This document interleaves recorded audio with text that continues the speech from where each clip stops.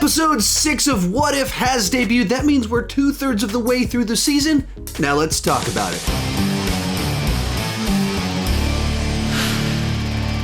Hi, my name is Sean, and I love to talk about movies and TV way too much. With that in mind, go ahead and join me down below in the comment section. Share your thoughts on episode 6 of What If. This is a spoiler review, so feel free to spoil away down below in the comment section. One more thing before we get started. I got one quick announcement for people that live in Texas. This Saturday, I'll be leading a panel at Fan Expo Dallas on how to grow a nerdy YouTube channel with Chris Parker from 3C Films. So if you enjoy my channel, if you want to learn about YouTube, if you live in Texas and can make it to Dallas, I'd love to meet you. I'd love to teach you a little bit about YouTube. And if you happen to be there and see me, feel free to come up, talk to me. I would love to meet some fans, and let's get started. And once again, we have another solid episode of What If that finds another direction to change up the universe of the MCU. Now, certainly this isn't my favorite episode. The last few weeks I've been like, man, that might be the best one.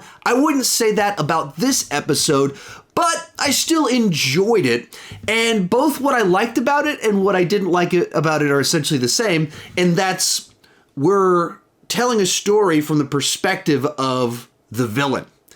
And so that's different from our what ifs, as we're normally re-exploring things from a different perspective. Even the Doctor Strange episode where he turned into the villain, it was a tragedy where we start by viewing our hero and then watching him descend into madness. Here it starts, and from the very beginning, we're like, this guy's probably up to no good.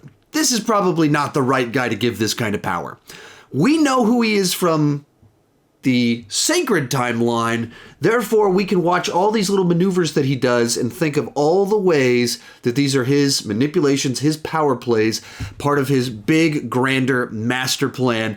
And that's both what was so much fun and at times a little bit frustrating about the episode. On the fun side to it, it found a way to take this mastermind character that has decades past resentment and is working to take out Wakanda, and it decides to just, what if he enacted his plan 8 years earlier? Something like that. Something like 8 years earlier. In the beginning of the first Iron Man movie, and decided to manipulate Stark and his technology and his resources for the purposes of his revenge plot against Wakanda. And it's kind of an interesting twist on the story that the first half of this is like a reimagined Iron Man 1, and then the second half of it is a reimagined second half of Black Panther, combined them together, and oddly enough, it kind of worked in some strange way. And that's what makes these what ifs so fun, is that they're doing a really nice job with the writing. They're putting a lot of resources and effort into them. So as wacky as the scenarios might be, or as much as they might mash together two stories that you think, I don't think those will go together, they keep finding the through line. They find the logic that ties it all together, and you go, yeah, okay, that works. That actually made sense with what they just did. And so on that level, once again, they found something new, different to do with the what ifs, and new way to combine stories, all that fun stuff, new perspective by following the villain this time, and seeing both of these stories from wildly different perspectives, being from his Killmonger's take. But I think that's also kind of the problem here, in that you're watching a story that you know where it's headed, you know what he's going to do, you know all the betrayals that he's probably going to commit all along the way, and you obviously can't root for him. And he's the villain, so it's just the curiosity of, how is he going to do it? When is he going to do it? How exactly is he going to play out? But as soon as he starts makes a couple statements, you pretty quickly go, okay, yeah, this is just his new mechanism to take out Wakanda.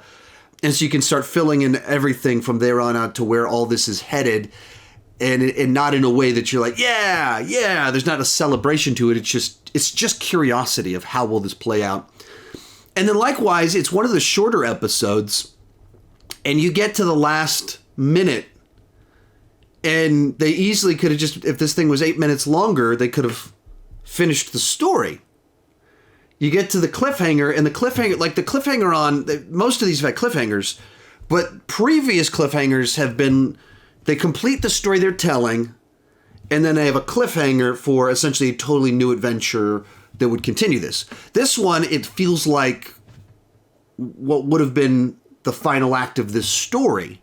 That a lot of Marvel stories use a 5-act structure. They showed us through the first 4 acts, and then the 5th act would be, now that he's gained power, how do we stop him?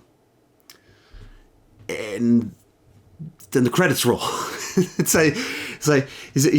gets to the point in time where he's in power, and that, to be fair, that is the journey. That is what he was aiming for. So his story is complete of how does he gain power of the Black Panther? How does he gain control of Wakanda? That's what he does. And then the tease is how do people bring him down, but also feels like you could have just gone 8 more minutes and been like, play out and show us that all of that in light of how much you showed us in the previous 30 minutes. You could resolve this. You don't need another episode. You just need one more little segment, 1 6-7 minute segment. And so it felt more incomplete to me than the other episodes because of where they chose to stop it and the runtime being a little bit shorter. So, as always, I'm just enjoying the pure novelty of the series. That they're just doing a really good job with them, and seeing Tony Stark again, and all these different characters showing back up that were killed many years ago in the MCU, and we get to spend a little bit more time with them doing something a little bit different. And the voice talent is quite good. 85% of it are the returning actors, and so it's just like you're hearing those characters. And the other people, Tony Stark, I'm not noticing it as much that it's not him as I did in the first 3 episodes. Like with Steve Rogers, I felt like it was super obvious, whereas here it's not noticeable with Robert Downey Jr. not being there. So if you put that all together, and what are my thoughts on the show in general up to this point in time, I don't think they've had a bad episode yet. I think some have been better than others because they just did such a great job of finding an interesting premise and pulling all the emotion out of it that you can. Some of the other ones felt a little bit rushed, or there's a little bit too much in there, or like this episode didn't feel like it had a proper ending to it. But I don't think there's been a bad episode. I think that they're all working.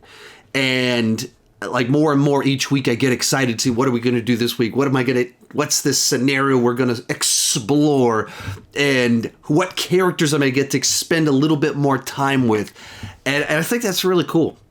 It's something that when the show was announced and when they first put the trailers out, I was interested just for the novelty of it, but I feel like it's delivering even more than that because they are pulling these off so well. So I am thoroughly enjoying this show and can't wait till next week. And too bad we only have 3 more episodes. So be sure to let me know what you thought down below in the comment section.